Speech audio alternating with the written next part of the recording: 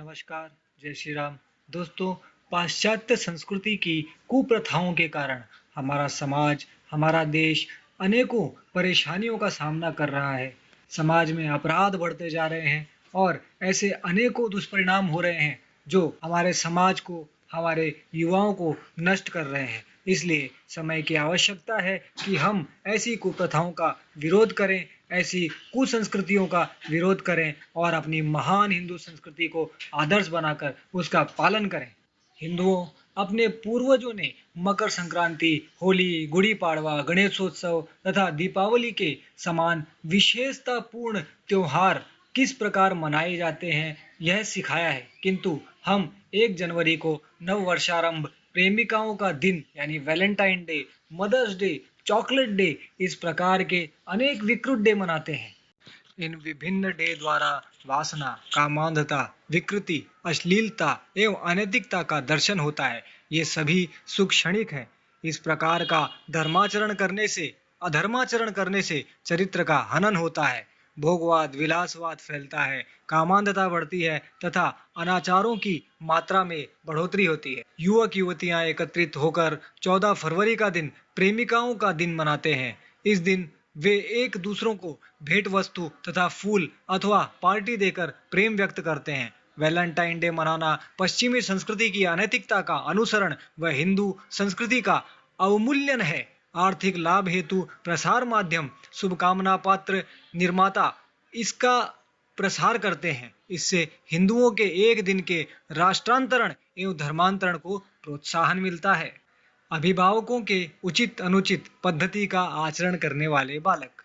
यदि आपने प्रेमिकाओं का दिन 26वें वर्ष में मनाया होगा तो आपके बालक 16वें वर्ष में ही वह मनाएंगे। यदि हम में अनैतिकता की मात्रा 40% होती है तो बालक में वह 70% होती हुई दिखाई देगी। ध्यान में रखें कि आपके बालक आपकी अपेक्षा सभी बातों में आगे बढ़ रहे हैं। यदि आप धर्माचरण कर रहे हैं तो आपके बालक भी आपसे आगे बढ़कर धर्माचरण करेंगे। यदि आप अनैतिकता का आचरण करेंगे तो भविष्य की पीढ़ी भी अनैतिक होगी। हिंदुओं, देश के लिए क्रांतिकारियों द्वारा किए गए त्याग का स्मरण करो।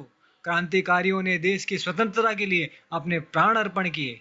हिंदुओं, अपने क्रांतिकारियों ने देश को स्वतंत्रता प्राप्त होने के लिए अत्यंत परिश्रम किए।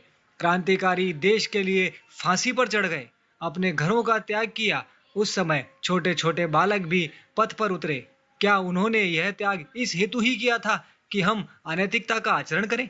हमें यह बात ध्यान में रखनी होगी कि ब्रिटिशों ने जब देश में अनैतिकता फैलाना प्रारंभ किया उस समय हमारी संस्कृति पर होने वाले तीव्र अन्याय का भान होकर लड़ाई करने वाले क्रांतिकारी उनके विरोध में रास्ते पर उतरे।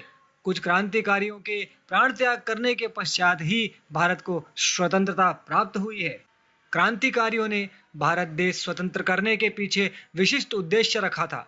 हम हमारे देश में प्राचीन कालावधि से जो भी त्योहार उत्सव मनाते हैं वे उसी पद्धति से मनाए जाने चाहिए। त्योहार के दिन परिवार के सर्व सदस्य एकत्रित आने के पश्चात देश तथा धर्म के संदर्भ में बातचीत होती थी। उनमें से ही देश प्रेम जागृत होकर पारिवारिक संबंध जतन किए जाते थे। क्रांतिकारियों को इस बात का पता था कि हमारी संस्कृति विश्व की एकमात्र महान संस्कृति है। उसका जतन करने हेतु हमारे पूर्वज त्योहार मनाते थे, साथ ही धर्माचरण भी करते थे।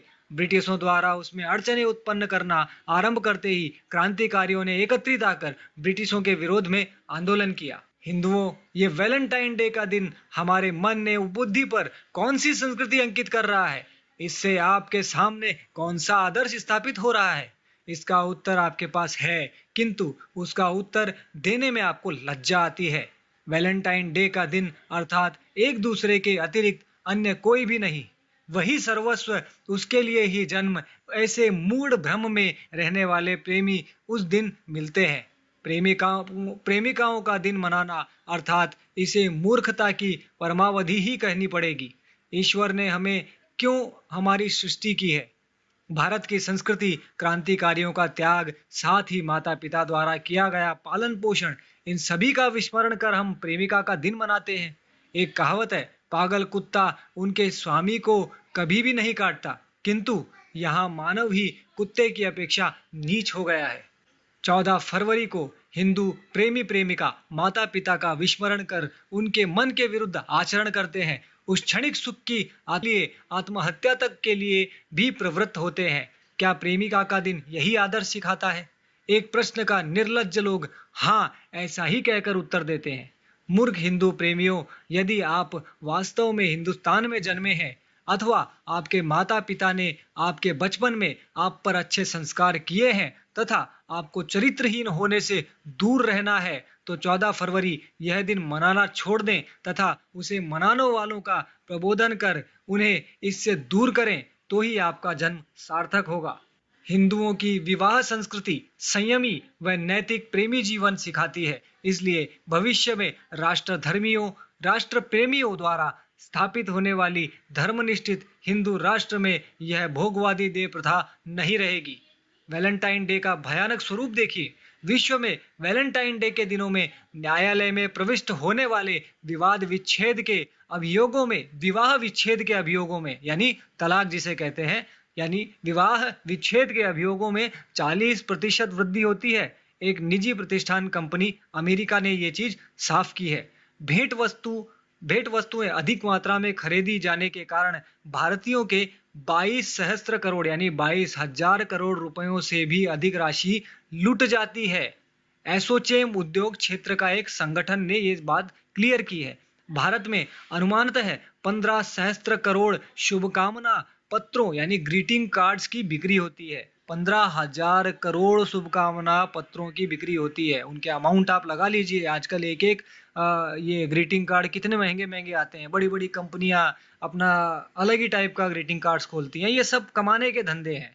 दिल्ली के एक मेडिकल स्टोर के स्वामी ने बताया, वर्ष 2014 में 10 फरवरी से ही निरोध व गर्भ निरोधक दवाइयों की मांग में 10 गुना की वृद्धि हुई थी, जिससे उनके स्टोर में यह सामान समाप्त हो गया था। अब बताइए, ये वैलेंटाइन डे को गर्भ निरोधक गोलियां और निरोध ये क्यों जरूरी है? क्या ये प्रेमी प्रेमिकाओं का दिन है या ये वासनांधों का दिन है? ये छोड़िए। वर्ष 2013 में ऑनलाइन शॉपिंग पोर्टल snapdeal.com पर भारत में वैलेंटाइन डे पर एक ही दिन में 1.5 लाख निरोध बिके थे। एक सिंगल डे में। निरोध की एक कंपनी के सर्वेक्षणानुसार वैलेंटाइन डे के दिनों में निरोध की बिक्री 25 गुना बढ़ती है। अब ये बताइए कि ये हमारी संस्कृति के लिए कितनी घातक है। अपने आप से सोचिए और सोचिए कि आज आप अगर किसी दूसरी लड़कियों से या दूसरे लड़कों से इस तरीके के व्यवहार, इस तरीके के संबंध बना रहे हैं, तो आपके बच्चे, आपके भाई बहन या आपके अन्य परिजन क्या करेंगे और क्या करते होंगे? जरा इस बात पर विचार कीजिए और सोचिए भविष्य के बारे में। हमारे देश का भविष्य, हमारी संस्कृति का भविष्य, हमारे समाज का, हमारे परिवार का भविष्य। यदि आज हमने इन सब चीज़ों पर ध्यान नहीं दिया और हमने इन कुप्रथाओं को नहीं रोका, तो भविष्य अत्यंत भयानक होगा और ये आने वाला भविष्य जानवरों जैसा होगा। जैसे जानवर कहीं भी कुछ भी करने लगते हैं, उसी प्रकार से हमारे देश में भी होगा और तब ये हमारी गलती का फल होगा।